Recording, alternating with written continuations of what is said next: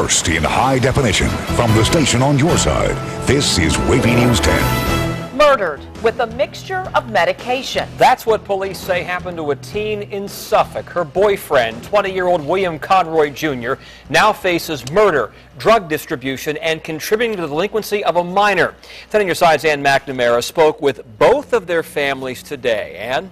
Tom, the family of 17-year-old Briley Compton tells me the arrest brings a sense of justice, but it also brings back all the emotions of that day nearly 1 year ago.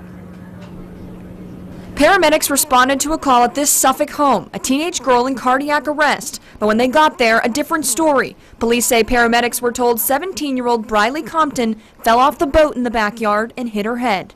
Toxicology reports show that isn't true. Police say a deadly mixture of a prescription painkiller and over-the-counter cold medication killed Briley. Fast forward to now, a year later, police say Briley got the drugs from her boyfriend, 20-year-old William Conroy Jr., charged with second-degree murder. The home where paramedics found Briley is his house. Today, 10 on your side went back there and spoke with Conroy's father. I'm getting ready to talk to a lawyer. It's a terrible situation, and that's all I got to say right now. William Conroy Sr. shook his head no when we asked if his son used drugs. We asked him to describe his son's personality. It's a good-hearted kid. It's a kid. And at Briley's home in Portsmouth, her mother, too upset to speak on camera, wrote us this note. We love her, we miss her every single day, and will carry her beautiful smile in our hearts forever. We are praying for everyone involved. Police will not say how Briley consumed the drugs or if she did so by choice. I'm Ann McNamara, 10 on your side. And Conroy will make his first court appearance tomorrow morning in a video arraignment. And now, Newport News police made 2 arrests in a shooting that happened inside a convenience store. Remember this video from inside the Solomart on Marshall Avenue this month? 2 men started shooting at each other, and there were 6 people in this store at the time. 1 bullet hit a customer in the leg. So detectives arrested the suspected gunman, 22-year-old Cecil Donaldson and 22-year-old Jazz Grant. Both are behind bars and they face several gun charges. A standoff on the peninsula that ended with the suspect dead was justifiable homicide and unavoidable. That's the finding of the Commonwealth's attorney and the Newport News Police Department. York County Police say 40-year-old Robert Birchfield stole a man's car at gunpoint in November, abducted the woman inside, and sexually assaulted her. Deputies say they later spotted the vehicle and chased Birchfield into Newport News, where a standoff followed on Spring Trace Lane. Police say a member of the Newport News tactical team shot and killed Birchfield. That officer returned to full duty in December. The Navy says he couldn't serve in the position of trust and confidence. Master Chief Petty Officer Joseph Storms has been relieved of duty because of misconduct. He served with Strike Fighter Squadron 131. The Navy says it all stems from allegations of sexual harassment. The Air Wing is deployed aboard the USS Dwight D. Eisenhower. The Navy temporarily reassigned Storm to Commander Strike Fighter Wing Atlantic. Storm's replacement is scheduled to report in August. Smartphones and computers are hallmarks of lightning-fast convenience, but their efficiency means QVC needs 600 fewer people in Hampton Roads. The home shopping company is cutting their call center team members in Chesapeake within this year, and a QVC spokesperson says that more customers are using smart devices to place orders, bypassing the need for a call center. 50 Best Buy stores are closing. The electronics chain says the move will save $800 million as part of its restructuring plan. The company says it'll open 100 small mobile locations next year. Best Buy has not finalized which stores will close. And today, veterans got help getting new jobs. You're looking at the crowd at the Military Career Fair in Norfolk. Find out who's hiring them, and you're going to hear from former service members looking for work. That's tonight at 5:30. Some big names will make special stops in Norfolk next Tuesday, April 3rd. First, Vice President Joe Biden will be in town to talk about rising college costs. It's not clear exactly where he'll be. Later in the day, Vice President will answer questions about college affordability on Twitter.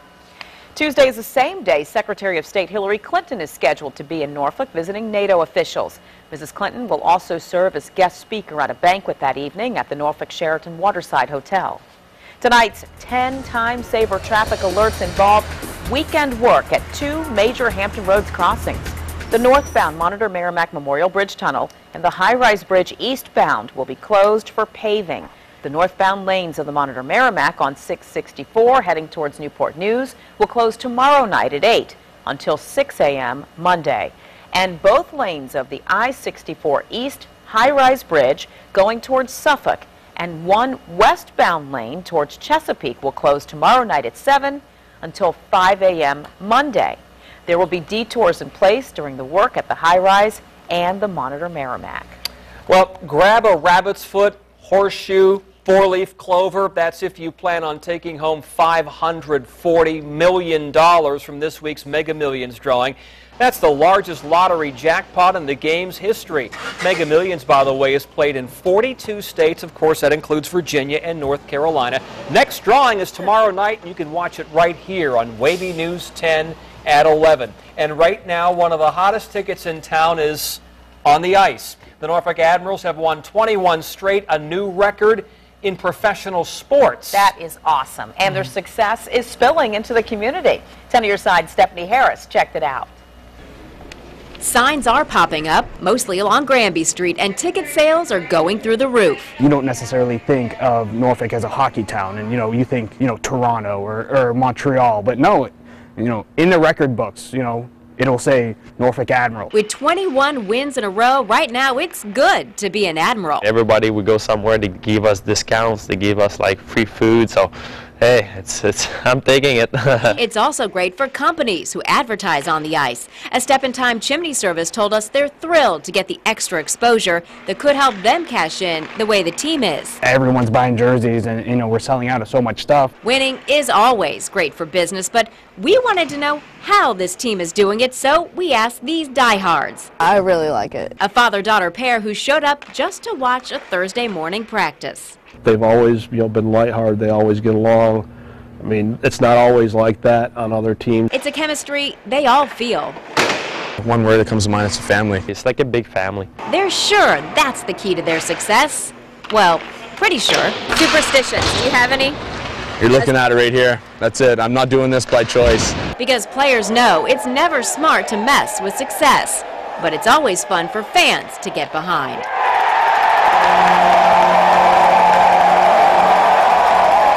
They're having a lot of fun out there, guys. And all right, with the streak that they've got going on here, I have to admit, I asked the Admirals, Eric Nielsen, to help me pick some lottery numbers because, I knew it. Yeah, that $500 million Mega Millions game going on. I'm pretty sure I'm going to win it now tomorrow. Oh, wow. Don't even bother playing. That was a good idea. Yeah. Good for them. Good people to get numbers from at this point. All right, thanks, Stephanie. Well, checking on registered sex offenders, the change that's part of the pending state budget is new at 5:30. Plus, 10 on your side's Toll Watch. We have an exclusive interview with the state's top transportation official, but wait till you hear what he said about Senator Louise Lucas's plan to delay tolls until 2014. Also, how Mattel is responding to calls for a doll makeover after a Facebook campaign calling for a bald Barbie. And a look at the sunshine. However, it's been a little bit cooler, some places more than others. Today, Norfolk reached a high early in the day and bounced around into the mid-60s thereafter. What's ahead for tomorrow, you'll find out with our forecast in a few minutes. You're watching WAVY News 10 at 5 with Tom Shad, Nicole Ribas, and Super Doppler 10 Chief Meteorologist Don Slater.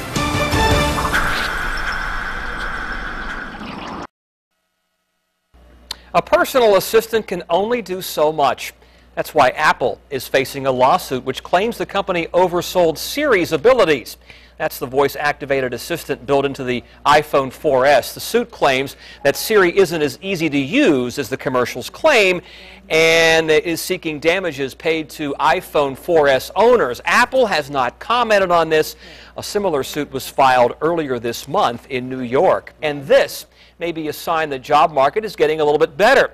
Filings for first-time unemployment benefits fell to a 4-week low. The Labor Department says applications for unemployment benefits dropped last week to 359,000. That's the smallest number of applicants since 2008. Experts say it's an improvement, but the job market still has a long way to go.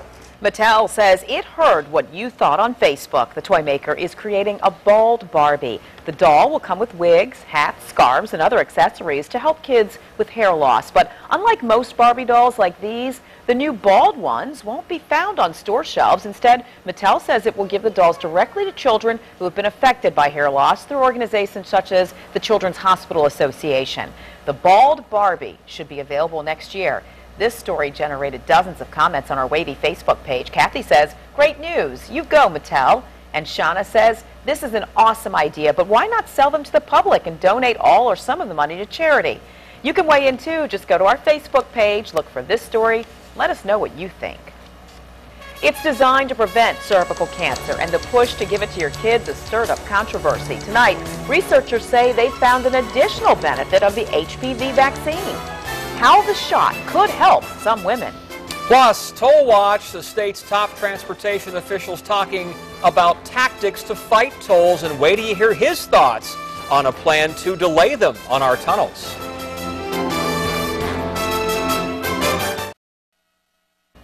He's the top man in transportation in Virginia, and he's talking only to 10 on your side about tolls. Sean Connaughton stands by the $2 billion public-private partnership that will put tolls on our tunnels. 10 on your side's Andy Fox is just back from Richmond with today's exclusive Toll Watch report. Andy? Nicole and Tom, Connaughton is as adamant for the project as critics are against it. Today we asked him about all the strategies out there to fight tolls on his public-private partnership. As Governor Bob McDonnell's Secretary of Transportation, Sean Connaughton knows his place, not to sit in the governor's special chair. You know the protocol. Oh, yeah, I've been here before. I did not know. That was not a trick. You're going to try to throw me off right at the beginning. With seats assigned, we asked Connaughton about the budget amendment, delaying tolls until January 2014. Listen to his answer. So you will not raise constitutional objections to kill the deal with the January 2014 start date for tolls? If the language in this is revised, it's something that we would end up looking at. That is a huge leaving the door open on Senator Louise Lucas's amendment, and she knows it. Of course I'm encouraged by this. I worked long and hard on this thing, trying to make sure that we gave some relief to the people here in Hampton Roads. Connaughton says he does not support any of Delegate Chris Jones' 7-point plan offered in scaling back the project to lower or eliminate tolls, including cutting the Martin Luther King Freeway extension seen here in Green. Would you buy some of these arguments? No, I don't. You don't buy any of them? No, I don't.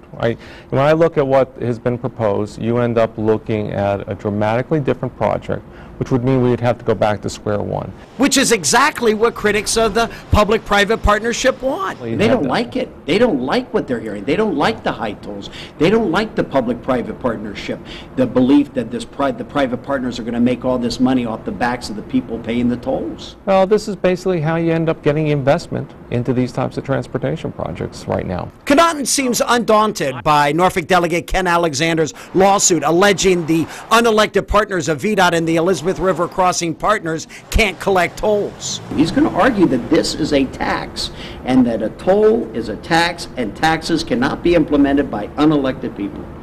These are user fees. I mean, it's very clearly. A court will decide how very clearly that is. As for all the people who now say they had no idea the tolls would be so high, Connaughton said he announced the toll amount last July. So you're surprised by all of a sudden people saying, hey, what's going on here? That's exactly right. I mean, we're sitting here going, wait a second. We announce all this in July. No one says a word. That's why we announce it in July.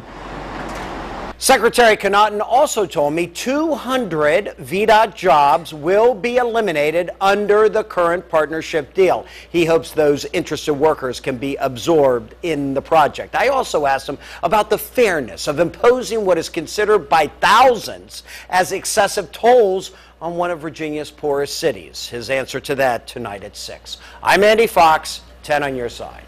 We have extended Toll Watch coverage on WAVY.com. Just go to the traffic tab and you'll find everything you need to know about this project. You'll see all of our coverage, a toll calculator, an online petition, and information about EasyPass. Well, the crew in the International Space Station now has a new supply of fuel, food, clothing, and most important, oxygen.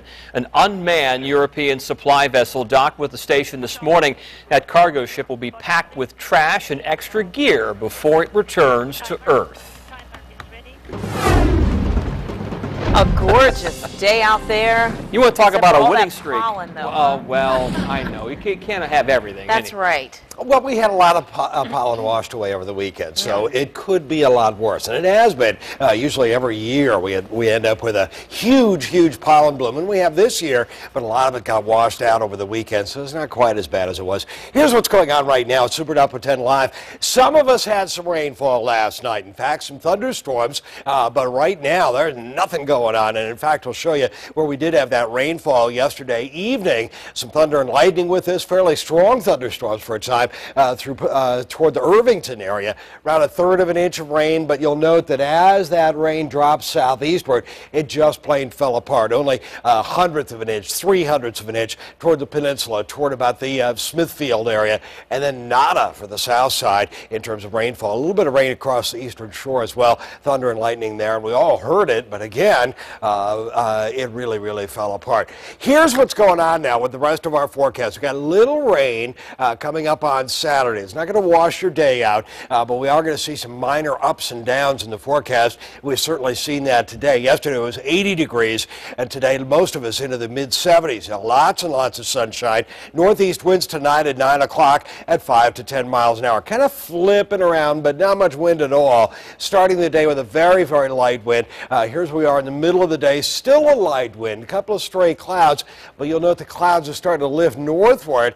And what we're going to end up with is a lot more cloud cover lifting northward by later in the day. Southeasterly winds 10 to 15, gusting at times to 20. So it'll warm things up farther inland, but near the coastline it'll likely be into the low to mid-60s, quite likely. It'll actually stay warm overnight into Friday morning or Saturday morning as that warmer air is lifted northward.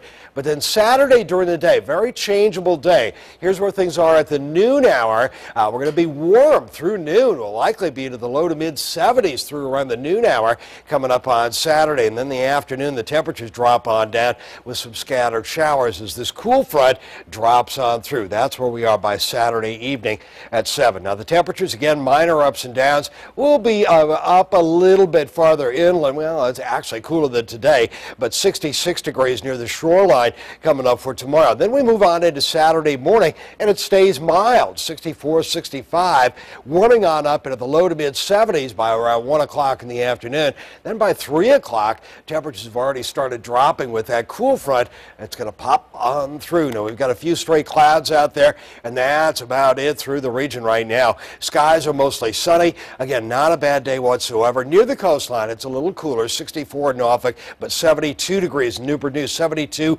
and 73 degrees into Suffolk. You can see even 77 toward Ahoskie. Now, tomorrow during the day, again, it's still going to be a little cooler near the water's edge, but we'll average things out at around 66, around 68, 70 farther inland for tomorrow. And then 73 early in the day on Saturday, a little cooler on Sunday again, around 70, 77 though by Monday. Again, some minor ups and downs, a little bit down for tomorrow. Researchers have found another danger of drinking. Hear how even just one alcoholic beverage puts the health of some women at risk. And new developments in the shooting death of Florida teen Trayvon Martin. This is new video after police took George Zimmerman into custody. Why Trayvon's parents say that this footage proves he's lying about what happened. That's Zimmerman, that is, tonight at 5:30.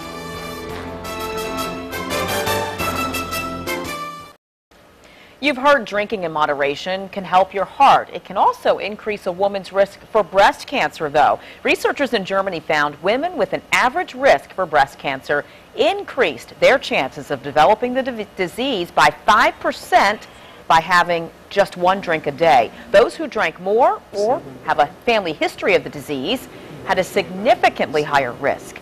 Researchers say women should limit alcohol consumption to one drink a day, and those at high risk for breast cancer should drink sparingly, if at all. The vaccine prescribed to prevent cervical cancer could help women already infected with HPV. The new study found Gardasil reduced the recurrence of HPV-related diseases by 46%. The CDC says HPV is the most common sexually transmitted disease. It can cause cervical cancer. Gardasil's manufacturer, Merck, funded the study. So many numbers, so many ways to get stressed out. Are you looking for ways to battle that stress in your life? You may find the answer in a trip to the mall. An education psychologist in Turkey says he developed a T-shirt that helps students feel less stressed when taking exams. The T-shirt is made from the jojoba plant. He says the fabric is made using capsules that burst when the person wearing it moves, allowing that anti-stress product to pass on to the person.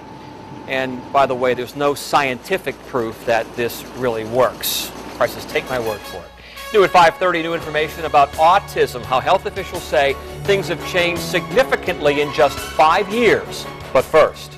Daddy. I'm gonna get it. You're gonna be fine.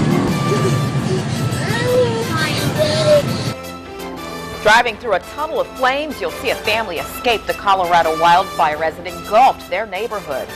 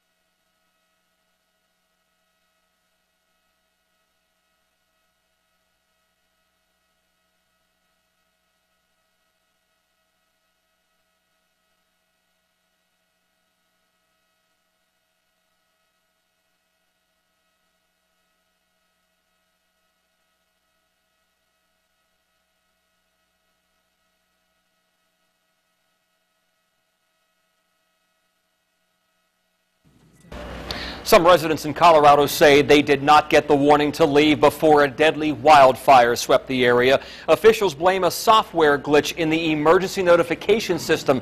2 people died, 1 person's missing, and the flames, they charred more than 4,100 acres and destroyed dozens of homes. And this is a closer look at one family's escape. Watch and listen. Daddy. I'm gonna get it. You're gonna be fine. Daddy. Where's Mom? What's she stopping for? There it is, right here, right here. Oh my gosh. Dilma! It's okay. We're out, we're out. Some intimate moments here. The family says the half-mile drive felt like forever, but everyone was safe in a matter of seconds. I just knew like chaos wouldn't really solve anything, so I just kind of tried to stay calm. It's been an emotional roller coaster. We've, gotten out with our lives, and some people have not. The irony in all of this, the fire was started on purpose as a controlled burn to minimize the risk of future fires. But wind gusts blew embers across a containment line Monday and started that massive blaze. A proposed change in the way the Commonwealth checks on registered